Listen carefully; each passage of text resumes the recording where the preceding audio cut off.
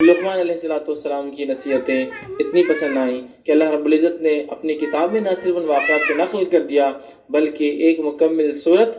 لقمان حکیم کے نام سے کر دی، اور سورۃ لقمان کے نام سے جو ہم جانتے ہیں یہ سورہ نمبر جو قرآن کا 31 ہے، اور اللہ رب العزت اس کے اندر فرماتا ہے اور کہتا ہے، جو آیت نمبر 12 سے یہ ترتیب شروع ہوتی ہے اور ان کا واقعہ شروع ہوتا ہے۔ پہلی آیت جو آیت نمبر 12 ہے اس میں تربیت کا کوئی نقطہ نہیں ہے، لیکن لقمان حکیم کا ایک شارٹ انٹروڈکشن جس کو عام زبان میں کہوں گا وہ دیا اللہ نے، اور اللہ فرماتا ہے کہتا ہے وَلَقَدْ آتَيْنَا لُقْمَانَ الْحِكْمَةَ أَنِ اشْكُرْ لِلَّهِ وَمَنْ يَشْكُرْ فَإِنَّمَا يَشْكُرُ لِنَفْسِهِ وَمَنْ كَفَرَ فَإِنَّ اللَّهَ غَنِيٌّ حَمِيدٌ۔ اللہ فرماتا اور کہتا ہے وَلَقَدْ آتَيْنَا لُقْمَانَ الْحِكْمَةَ کہ اللہ تعالیٰ نے لقمان کو حکمت عطا کی تھی، دانائی عطا کی تھی، سوچ وچار کی اچھی صلاحیت عطا کی تھی، وزڈم عطا کیا تھا۔ یاد رکھیں حکمہ بہت وسیع لفظ ہے، یاد رکھیں حکمت اگر اللہ نے کسی کو دے دی کسی کام کے لیے بہت بڑی بات ہے۔ اسی لیے ہمارے پاس بھی کچھ فن اور کچھ ہنر میں جب انسان ماہر ہوتا ہے، جیسا طب میں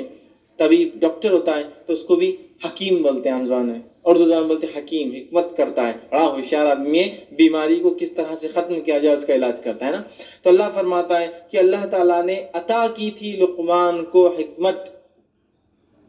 عطا کی تھی لقمان کو حکمت ان اشکر للہ، اور پھر بتا دیا تھا کہ ہر نفس جو ہے اللہ کا شکر ادا کرے، وَمَن يَشْكُرْ فَإِنَّمَا يَشْكُرُ لِنَفْسِهِ، جو شکر ادا کرتا ہے وہ اپنے ہی فائدے کے لیے شکر ادا کرتا ہے۔ تو اللہ تعالیٰ نے جو کچھ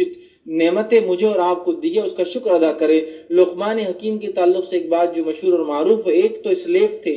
ایتھوپین تھے، مطلب ایک تو حبشی تھے اور غلام تھے، یاد رکھیے۔ اب اندازہ لگے کہ ایسے سماج اور سوسائٹی میں جہاں رنگ بہت معنی رکھتا ہے، غلامی اور آزادی بہت معنی رکھتی ہے، وہاں لقمان سوشل سٹیٹس کے اعتبار سے کچھ بھی نہیں ہے، سوشل سٹیٹس کے کچھ بھی نہیں ہے۔ اس سے ایک بات اور پتہ چلتی ہے، ایسے کئی لوگ دنیا میں گزریں گے جو شاید ہمارے اطراف اور اکناف ہوں گے، جو سوشل سٹیٹس کے اعتبار سے ان کا کوئی مقام نہیں ہوگا، لیکن اللہ کے پاس ان کا بہت عظیم درجہ ہوگا۔ لقمان مثال ہے، سوشلی غلام ہے، بلیک ہے، لیکن اللہ کے پاس اسٹیٹس قیامت تک کے لیے ان کا واقعہ اللہ نقل کر رہا ہے، کتنی بڑی بات ہے۔ تو یہ بات بھی ذہن میں رکھیں کہ ہو سکتا ہے کچھ لوگ ہمیں دکھے جو سماجی اعتبار سے جس کو ہم حقیر سمجھے، لیکن اللہ کے پاس ان کے بڑے اونچے درجات اور مقام ہوتے ہیں۔ تو اللہ نے فرمایا کہ ہم نے لقمان کو حکمت ادا کی تھی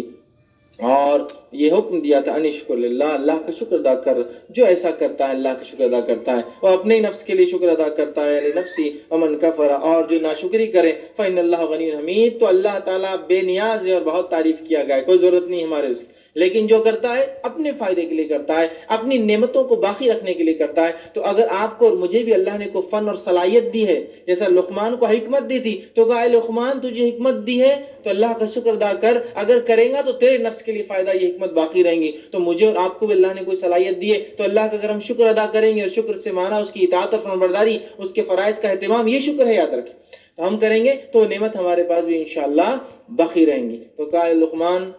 ہم نے تم کو حکمت ادا کی، شکر ادا کرو اللہ کا، جو شکر ادا